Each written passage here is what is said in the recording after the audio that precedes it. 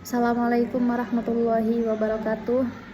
Innal hamdalillah nahmaduhu wa nasta'inuhu wa nastaghfiruh wa na'udzu billahi min syururi anfusina wa min sayyiati a'malina may yahdihillahu fala mudhillalah wa may yudhlilhu fala hadiyalah. Asyhadu an la ilaha illallah wa asyhadu anna Muhammadan 'abduhu wa rasuluh la nabiyya ba'dah. Sebelum memulai video kali ini, yaitu menanggapi tugas mata kuliah yang diberikan oleh Bapak dosen mengenai darurat pendidikan karakter, izinkan saya memberikan pendahuluan terlebih dahulu. Di sini saya atas nama Zuriyati Afifah, mahasiswa Pendidikan Agama Islam, program magister di Universitas Islam Nusantara Al-Azhar, Lubuk Linggau. Pada kali ini, video yang akan dibahas adalah mengenai darurat pendidikan karakter, sebagaimana yang sudah ditayangkan oleh Kompas TV dalam link YouTube yang tercantum sebelumnya. Di situ sangat menjadi topik yang cukup menarik untuk dibahas, yaitu mengenai pendidikan karakter. Sebagaimana yang kita ketahui bahwasanya pendidikan karakter adalah hal-hal yang sangat penting, terutama dalam pendidikan Islam, yang mana karakter ialah hal yang tidak lepas daripada pendidikan itu sendiri. Sebagaimana terdapat dalil yang dijelaskan bahwasanya Rasulullah diutus ke muka bumi ini ialah untuk memperbagus akhlak, untuk menyempurnakan akhlak. Innama bu'itsu liutammima makarimal akhlak. Akan tetapi dalam video ini saya akan menanggapi 4 hal yang menjadi topik penting yang mana cukup menarik untuk dibahas. Pertama, isinya yaitu bahwasanya pendidikan karakter adalah salah satu hal yang sangat penting. Sebagaimana yang sudah saya sebutkan tadi, terdapat dalil Al-Quran, terdapat dalil hadis mengenai akhlak yang berkaitan dengan karakter, yaitu innama bu'itsu liutammima makarimal akhlak, bahwasanya Rasulullah di sini diutus untuk menyempurnakan akhlak para umatnya. Kita mengetahui bahwasanya Rasulullah banyak memiliki sifat-sifat atau akhlak yang mulia yang dapat kita contoh. Banyak sekali, di antaranya ada disiplin waktu, kemudian juga bersikap jujur, kemudian juga tidak berbohong, sama saja dengan jujur tadi, kemudian menghormati sesama, baik yang lebih kecil ataupun yang lebih besar daripada kita. Akan tetapi kita ketahui bersama bahwasanya saat ini karakter sangat-sangat dianggap tidak sebelah mata juga, tapi menjadi bagian yang penting. Akan tetapi banyak sekolah yang menganggap pendidikan karakter ialah sebagai hal tambahan. Maksudnya bagaimana? Di sini sekolah kebanyakan menganggap bahwa pendidikan karakter sebagai sampingan saja. Sekolah-sekolah banyak mengutamakan materi-materi teori seperti matematika, IPA, IPS, bahasa Inggris.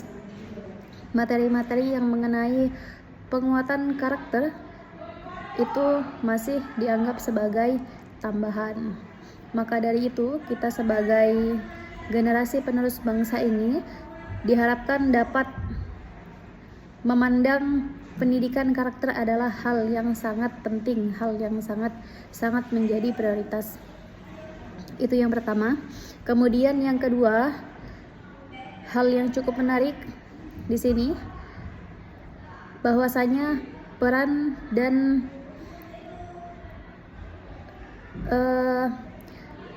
interaksi bersama dengan keluarga dan juga orang tua. Kita mengetahui sekarang tidak banyak orang tua yang menitipkan anaknya kepada pengasuh, atau juga dapat kita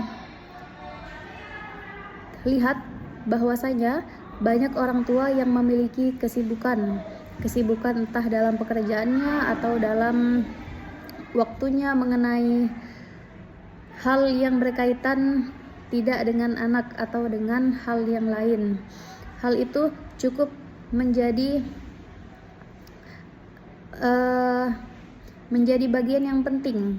Kenapa? Karena interaksi kita, contohnya sebagai anak dengan orang tua ataupun dengan keluarga, menjadi hal yang sangat-sangat penting, yaitu membantu membangun proses pendidikan karakter itu sendiri.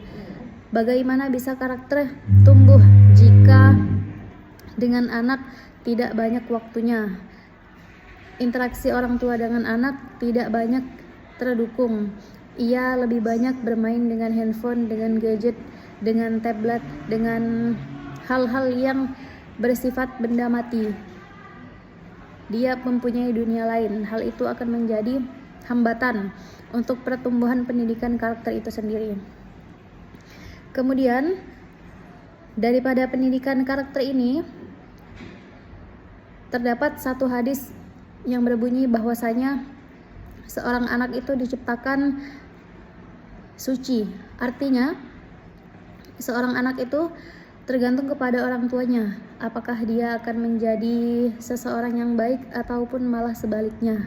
Orang tua itulah, ibarat kata, apabila kertas putih, maka orang tua itulah yang akan mewarnai kertas tadi menjadi warna hijau, menjadi warna biru, ataukah menjadi warna hitam. Seperti itu. Akan tetapi, jikalau kertas tadi diisi dengan hal-hal yang bagus, dengan warna-warna yang bagus, maka isinya juga akan menjadi baik. Begitu juga dengan anak. Apabila dia diberi dengan warna yang tidak bagus, maka hasilnya akan seperti itu juga. Itulah tadi mengapa pentingnya peran orang tua dan keluarga terhadap anak. Itu tadi yang kedua. Kemudian yang ketiga, tantangan zaman digital dan juga media sosial.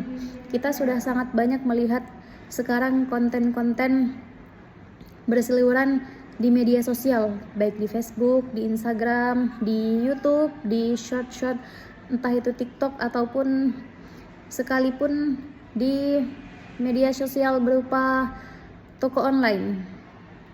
Di sana banyak hal-hal yang positif, tapi juga tidak kalah juga banyak hal-hal yang negatifnya. Bahkan kita pun tidak mencari, seorang anak pun tidak mencari, maka dia akan keluar sendiri. Hal itu dapat mempengaruhi bagaimana pendidikan karakter akan bekerja pada anak. Apabila konten yang dia lihat itu bagus, maka insya Allah anak akan mempunyai karakter yang baik. Tetapi sebaliknya, apabila anak itu melihat hal yang tidak baik, maka sedikit demi sedikit karakter akan tumbuh daripada konten yang ia lihat. Contohnya, apabila dia melihat konten yang bagus-bagus, konten tentang belajar, konten tentang dakwah, konten tentang hal-hal yang edukatif, maka insya Allah dia akan terpengaruh karakternya menjadi yang bagus.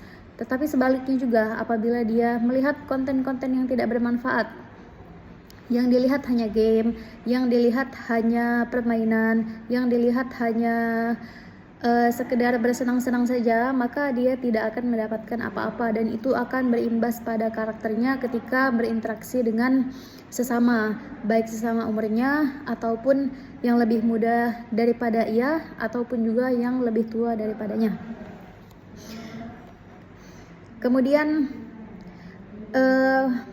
maka dari itu, dari media sosial ini, kita sebagai hal yang dekat dengan anak, entah sebagai pendidik, entah sebagai orang tua, entah sebagai saudara, sangat-sangat harus memperhatikan bagaimana pertumbuhan pendidikan karakter untuk anak. Maka dari itu juga kita harus menjadi garda terdepan supaya pendidikan karakter anak betul-betul tumbuh di lingkungan yang bagus. Kemudian yang keempat, solusi dan harapan. Di sini melihat daripada video tayangan oleh Kompas TV mengenai darurat pendidikan karakter, kita sama-sama harus menjadi seseorang yang dapat bekerja sama, entah dalam diri sendiri kita sendiri atau juga dalam masyarakat, sebagai orang tua, sebagai saudara. Kita sama-sama harus memperjuangkan, harus memprioritaskan bagaimana pendidikan karakter itu berjalan yang baik pada diri seorang anak. Kemudian untuk menutup video tanggapan ini, saya sangat bersyukur sekali adanya video mengenai darurat pendidikan karakter. Hal ini sangat-sangat membantu untuk membuka wawasan bahwasanya pendidikan karakter itu ialah sangat-sangat penting sekali, bukan menjadi hal yang sepele. Kita harus memprioritaskan, karena dalam Islam karakter itu sangat-sangat erat hubungannya dengan akhlak. Apabila karakter itu bagus, maka akhlak anak akan ikut menjadi bagus juga, dimanapun dia dan kapanpun dia. Adapun kesimpulan daripada video kali ini, bahwasanya pendidikan karakter tidak dapat kita abaikan begitu saja. Ditambah lagi dengan tantangan zaman digital dan juga media sosial yang sangat berkembang dengan pesat saat ini, kita harus bisa menjadi garda terdepan untuk anak-anak, yaitu untuk memajukan pendidikan karakter supaya anak-anak menjadi anak yang bermartabat dan juga menjadi anak yang mulia sebagaimana cita-cita Rasulullah, yaitu beliau diutus untuk menyempurnakan akhlak umatnya. Baiklah, demikian tanggapan yang saya buat. Mohon maaf untuk kurang dan lebihnya. Syukran, wassalamualaikum warahmatullahi wabarakatuh.